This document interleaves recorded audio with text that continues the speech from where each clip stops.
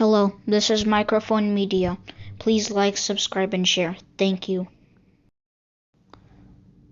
Hello, this is Microphone Media. Please like, subscribe, and share. Thank you.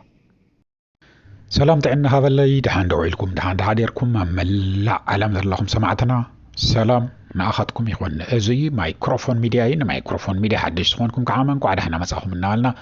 اي كل شيء عمد مستي نايز فيت 7 اكال كوينكم تقصلوا سبسكرايب زي غوركم سبسكرايب قبروا حنتن كل شيء عن حتىكم كعامه كافز جميركم لايك قبروا وسمعتي لايك انت غيركم وحده قدموا ابلود بزغبرنا قطري نابخاتكم اي كسدلكم بي نوتيفيكيشن وي مفلتي قدمكم نقطريوا مالتي افتسقص الفيديوهاتنا كالاي ነገር كعامه فتوان صلاه نخريو بسفي سلو زرغو يوزي كله channel زلو ززارو يمو تغبارو غوروا زي اطقمي يامبر غدات يبلان غزيهم يتودن زي اناولكم باركس هزي زوصحنا بزحات زينا ام نوص زلو غن كاباتم زمرصنا لكم ኤርትራ ማለት ኢትዮጵያ ንኤርትራ خسيساላ ታይላ ያ خسيسا ንመን ያ خسيساتا امنتا يا خسيساتا ንኤርትራ ማለት እዩ ንሱ ናውኻቱም ክነብሎ ኢና خالي ሰበር ዜና ካብ ሰቲት ሑመራ ዝረኸብናዮ ነገር ኣሎ ብጣዕሚ ኣገዳሲ ዝኾነ ሓበሬታ እዩ ካብ ሑመራ ዝተረኸበ ካሊ ዝሕጉስ ካብዚ ካብ ኣሜሪካ ኣብ እንነብረሉ ስቴት ኣነ ብዝነብረሉ ማለት እዩ ስቴት ሜሪላንድ ተወካሊ ህዝቢ ዝኾነ ሓደ ናይ ተወካሊ ህዝቢ ዝገበርዎ ብጣዕሚ ኣገዳሲ ዝኾነ ዝሕጉስ ነገር ክንነግረኩም ኢና شع مجرش خدتون اللون أيام سمعنا ندهر كي نوهتو فيديو حتر سلنا بلو إمبر بزحات يوم زموتنا ذلو تلو نالكونا كلنا وحات ممكن بلوينا نسخاتكم جن كم تقول شعزو لكم تازولكم جوارو نسان تايا لايك ملتبل متوقع تاز عبعتن لعل التري نسان متوقع مالتي لايك نالك جواركم الناس أحفكم سلتي هذا جزء لايك إلكم سلتي صحفو لايك زبل ملكت تعصابعتي نيد نلعلي انت ترز الله نسامه طواع مالتين تحت ترد تكبر نلعل التري زي ابدا بخبره لكم سلا زدلخم بهاتم بزحات سلا تصحفوا زلكم لايك ناولكم مالتي ازي ناولكم باركس نزي تفولط يزارب زلخو زون نفولطينا قال ما لخي لكم كي تصحفوا نزي تفولطوا تصحفوا زلخو ولا حادثه من تخونون من تخفولطوا سلا زدلخو نزي ناولكم في زرزر نحدف حابرنا نسمع ايو سمعتي بتونا امريكا زازل كلها ستيت تعمى قداس زخونه كريس فان هولند يبهالو توكل حزبيه من زي ناي ماريلاند خمس نبركم زلهو افت خبابن نبرلو يوم زنبر منوريو يا واشنطن دي سي عامه تو مكر بيت ابالي يوم ان انت ايو غيرهم زنو انت ايتزحقوس انت لكم اني كم تفلطوا ابي احمدن يونايتد عرب امريتين حدا يوم ناي انتي سانتيم كلتا غص مالت يوم بفلاي كعمه انا زمصه اب تغارو زمصه كافتا وغ تجمر ابي احمد هايل خاب زمصه جميرو بمولو حيلم زحغزو زلو بالتفلاله بغنزبم بدرونم بكل ነገር زحغزو زلو نو طرح انت كونه خاوا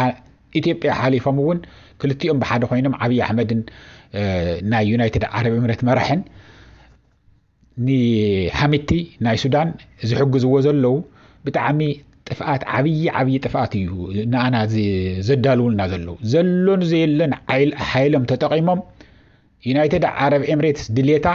ምዕራብ ትግራይ ሓዊሳ ናይ ሱዳን መሬት ልሙዕ ዝኾነ መሬት ንሓረሰት ህዝባ ክትቀልብ ክትሸይጥ ካሊእ ከዓመ ኣብ ሱዳን ዘሎ ወርቂ ኣብ ምዕራብ ትግራይ ዘሎ ወርቂ ዘሪፋን ሙሳድ እንጨቲ ይኹን ኩሉ ነገር ኣብ ምዕራብ ትግራይ ዘሎም ኣብ ሱዳን ዘሎም ክትወስድ ኣልፋሽጋ ዝበሃል ብናይ ኣምሓራ ሓረስቶት ዝሕረስ ዝነበረውን ሓዊሳ ንሱ ኣከራኻሪ ናብ ኣያቱን የግን ናባዕላ ክትገብሮ ትደሊ ዓዲ እያ ዩናይትድ ዓረብ ኤምሬትስ ሕዚ ግን እዚ ተወካሊ ህዝቢ ክሪስ ቫን ሆለን ኒ ዩናይትድ ዓረብ ኤምሬትስ ንሱዳን ትገብሩ የዘለኸ ኣጽዋራት ሓገዝ ጠጠወብሊ ጆኖሳይድ ዝፈጸመ እዩ በሽሓት ዝቁጸር ህዝቢ ዝጨፍጨፈ ሰብ እዩ ዝናይ አርኤስኤፍ መራሒ ስለዚ ኣጽዋር ኒ ሱዳን ትሰድ የዘለኸ ጠጠው ከተብለለክ ኢሉ በደንቢ ተሪር ዝኾነ ብዝርዝር ገይሮም ትጥፍአት ዝተገብረ እዚ ኩሉ ኢድ ናይ አብይ አሕመድ እውን ዘለዎ እዩ ካብ ዝመጽ ካብ ዩናይትድ ዓረብ ኤምሬትስ ገይሩ ወይ ናብ ሊብያ ይኸይድ ካብ ሊብያ ከዓም ተጽዒኑ ናብ ሱዳን ያቱ ወይ ከዓመ ናብ ኢትዮጵያ ይመጽ ናብ አዲስ አበባ ካኡ ካብ ኢትዮጵያ ከዓመ ናብ ቤንሻንጉል ገይሩ ናፍቶ RSF ይዝኸይድ ነይሩ ግን ተደኪሩ ያው ከም ትፈልጥዎ ኩምሩክ መን ከም ዝደከሮ ያው ናው ዝርዝረይና አትኒና ያው ንሳቶም ዝብሉ ወሎ ተጋሩ እዮም አርም 7 አርም 13 እዩ ኣብ ቤንሻንጉል ጉምዝ እውን አቲ ዝዋጋእና ዘለ እዮም ዝብሉ ዘለው ሰሚዕኩም ወይኹም ሃፍቱ ኪሮስ እንትኸም እንትብለና እንተላ ተሸይጦም ንሱዳን ይሰርሐሎ ገልመለ ዝበሎ ግን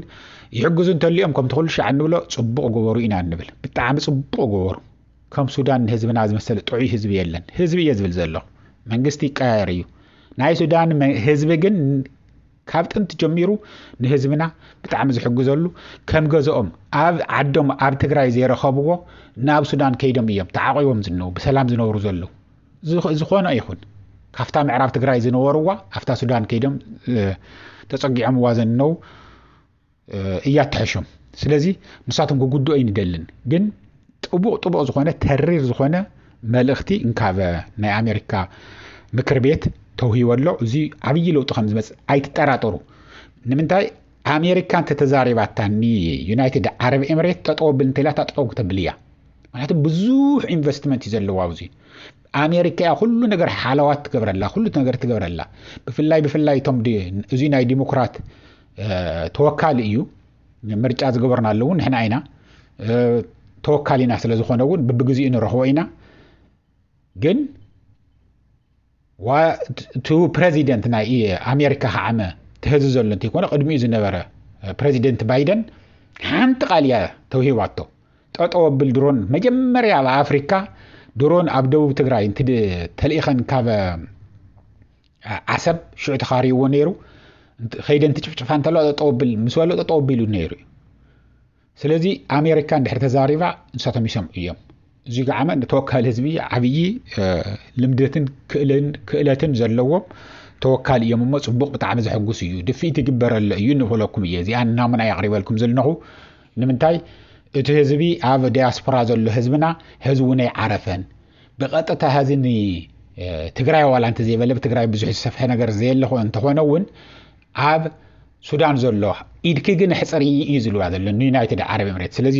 ዓብይ ነገር እዩ ሰማዕተይ እዚ ነዋልኩ ናፍቲ ዝቕፅል ክወስደኩም ሰማዕተይ ናፍቲ ዝቕፅል እንትከተለና ናይ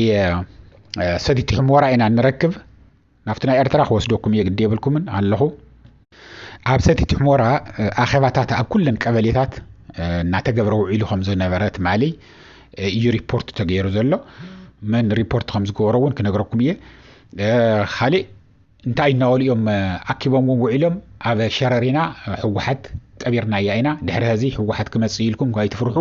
ተረጋጊእኹም ስርሑ ካብዚ እናወጻኹም ናብ ዓደም ሓራ ንጎንደር ተሃድሙ ዘለኹም ከዓመ ጠጠወብልዎ ኣብዚ ተረጋጊእኹም ስርሑ ኩሉ ነገር ወዲእና ኢና ኢሎም ከዕሽውዎም እዮም ፈቲኖም ነይሮም እቲ ህዝቢ ግን ሰሚዕዎ ስለ ዝነበረ መን ከም ዝሸነፈ ስለ ዝረአዩ ዝኸደ ወታደር እውን ከም እንትምለስ ከዚ ዝኣተው እምበር ዝወፀ ከም ዘየለ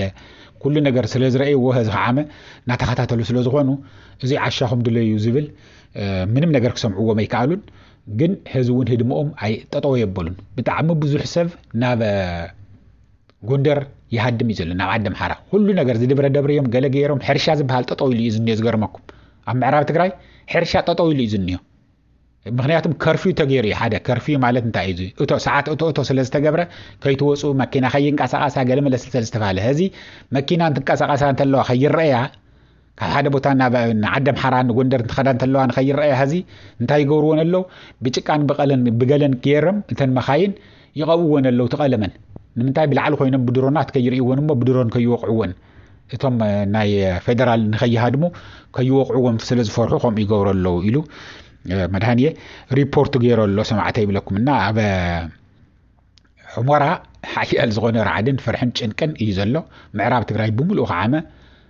ሕዚ ምንቅስቃስ ብጣዕሚ ኣጓጉሉ እዩ ዘሎ እቶም ኢንቨስተራት ኣብኡ ኢንቨስት ዝገብሩ ንሓረሰለና ገለመለ እናበሉ ናይ ኦሮሞ ናይ ካልኦት ብሄር ብሄረሰባት እዮም ኣትዮምዎ ዘለው እቶም ጀነራላት እሱ እውን ተኣጓጉሉ ከም ዘሎ ዋላ እቶም ጀነራላት ተመኡ ዝነበሩ ወታደራት ዝኩለይ ንብረት ዝዘርፉ ዝነበሩ እውን ብኻልኦት ብዙሓት እናደወሉ ዝነግሩና ዘለው ካብ ምዕራብ ትግራይ ኣብ ዝለዓለ ሸበድበድ ኣብ ዝለዓለ ፍርሕን ጭንቅን እዮም ዝኒሄው እንዳው መይረኡን ህዚ እቶም ኢንቨስተራት እቶም ዓበይቲ ሕርሻ ወሲዶም ዝሕርሱ ዝነበሩ ብትራክተራት ዝዝርኡ ገለመለ ሰሊጥ ገለመለ ዝነበሩ ህዚ የለውን ወፂኦም ንአዲስ አበባ ይኹን ናብ ተፈላለየ ናብ ክልሎም ሓዲሞም እዮም ዘለው የምዙልና ዘለው ስለዚ ኣብ ምዕራብ ትግራይ ሓያል ዝኾነ ፍርሕን ራዕድን ጭንቅን እዩ ዘሎ ንሶቶም ምህዳም እንድሕር ጀሚሮም ከዓመ ቶም ከም ዘለው ቶም ናይ ተከዘዘብ ዝበሃሉውን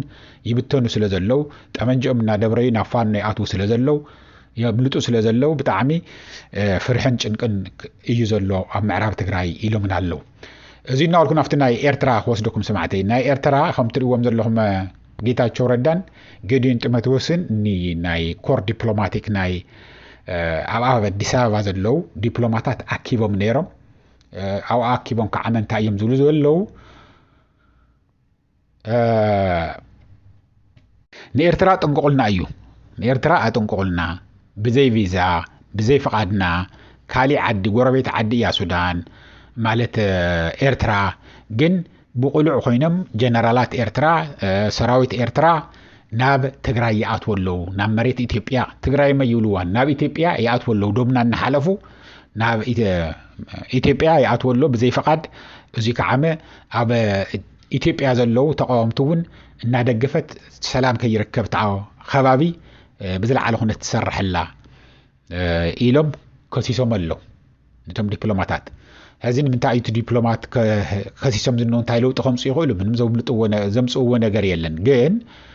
سمعوا لنا እዩ ካብ ሱቅ ንብልስ በቃ ኮንዶኾን ቆርተይ ለውጥ ይመጽእ ተዛረቡልና እዩ ሓደ ነገር ውን ተገበረ ኸይዱ ወይ ሓደጋ እንተብጽሐኹም ትዝወልናኩም ትሽዓተ ቦታታት እዚአን ክነጥፈን ንኽእሊና በሚሳኤልም ብድሮናትም በኃይል አየር ምጌርና ክነጥፈን ኢና ኢሎም ዝርዝር ውጽኦም ዘለው ናኣተን ተጥቂዑውን ያው ምኽንያት ይኾነሎ ማለት እዩ በር ዓብይ አሕመድ አፈለን ኢሉ ክዛረበ ይኽእልን ሰራዊት ኤርትራ አትዩ ናብ ኢትዮጵያ ኢሉ ክዛረበ ይኽእልን ሰራዊት ኤርትራ ኣብ ኢትዮጵያ አትዩና ሃለው ገዲፍዎ ኸይዱ እዩ ገዲፍዎ ውጻኡን ይበለን ገለውን ይበለን ገዲፍዎ ኸይዱ ህዚ ክልቲኡ ህዝቢ ሓደ ኮይን ተስማዕምዑ ሰላሙ ፈጢሩ ጽብዱ ፈጢሩ ክድክሮና መጸ ምዃኑ ስለዚ ፈለጠ እዩ ላዕሊ ታሕትን ዝብል ዘሎ እዚ ዘለን ተዛረበ ምንም ዘገድስ ነገር አይኮነን ምንም ነገር ዘተሐሳሰብ ነገር አይኮነን ኒ ዓብይ አሕመድ ግን ስለጨነቆ ኒ ዞም ትሪዎም ዘለኹም ናቱ ኾራኹር ከይድኩም ተዛረቡ አዛረቡም ዲፕሎማታት ተዛሩ ዝገርመኩም ተመናይ ትግራይ ባንዳታት እዚ ንጌታቸው ንጻርቃን አሰፋ አብርሃ ለይትን ቀትርን ስርሖም ናብ ኤምባሲታት እናኸዱና እንኳ እዮም ዓብይ አሕመድ ከይወርድ ሓግዝዎ ዓብይ አሕመድ እንድሕር ወሪዱ ኢትዮጵያ ክትፈርስ እያ ብትንትና ክትወጽእ እያ ህዝቢ ከም ዘሎ ተገልቢጡ ናብ ዓረብ ዓድም ናብ አውሮጳም ክብተን እዩ ዝረብ ቢረፍጂ ክትዕለቅሉ ቆይኹም በስደተኛታት ክትዕለቅሉ ቆይኹም ዓብይ ዝኾነ ካታስትሮፊ ክፍጠር ይኽእል እዩ ኣብ ዝቀርና አፍሪካ ስለዚ ንዓብይ አሕመድ ሓግዙ ንቕሉ እዮም እናዘሩ ዝውዕሉ መዓልቲ ስርሖም እዚ እዩ ዝገርመኩም መዓልቲ ካብ ኩሉ ህዚ ናብ አሜሪካ ኤምባሲ ንሕና ሶርስ ስለ ዘለና ያው ንፈልጦ ሰብ ስለ ዘሎ ሎምውን መጽኦም ነይሮም እዮም ዝብሉና ሎምውን እንኳ ሓyaxም መጽኦም ታይ ከም ዝዛረቡ ብመዓልቶ ይንፈልጥን ሎምውን መጽኦም ነይሮም ኣትዮም ነይሮም እዮም ዝብሉና ተማ ፍልፍልና ንጌታቸው ናው ከይደሞ በር ኳሕኳሕ እናበሉ መጽና እናና በቃ ከነዛረብ ደሊና አይና ተአምባሳደር ውን ያው መማሲቶም እዩ እናኸዱ ግን እናንኳሕኩሑ ነቶም ንሱ እንድሕር ዘይረኺቦምዎ ነቶም ካልኦት ውን እናዛረቡ ብትሕቲኡ ዘለው ናይ ዓብይ አሕመድ ሓግዙ ዓብይ አሕመድ ከይወርድ ዓብይ አሕመድ እንድሕር ዘይልዩ ጠፈት ሰዓድ ተፈተነት 130 140 ሚሊዮን ክብተን እዩ ህዝቢ መሪጹ ወይ ህዝቢ ከም ዘይመረጹ ይፈልጡ እዮም ሕብረት አፍሪካ ሕብረት አውሮጳም ሕብረት አፍሪካ ምክንያቱ አሜሪካም ይፈልጡ እዩ ዓብይ አሕመድ ዝገበሮ ምርጫ ናይ ሶልካ ናይ ሓሰት ምዃኑ ይፈልጥዎ እዮም ግን እንታይ እያ ታፈርሖም ዝንያ ወመን እንዮ ተዳለወ ብሓደ ኮይኖም ክሰርሑ ይኽእሉ እዮም ናይ ማንስ ህዝቢ ፋኖን ቲዲኤፍን ኦላን ዝተፈላለየ ተሓሳስብ ኣይ ዘለዎም ብሓደ ኮይኖም ክሰርሑ ይኽእሉ ዝብል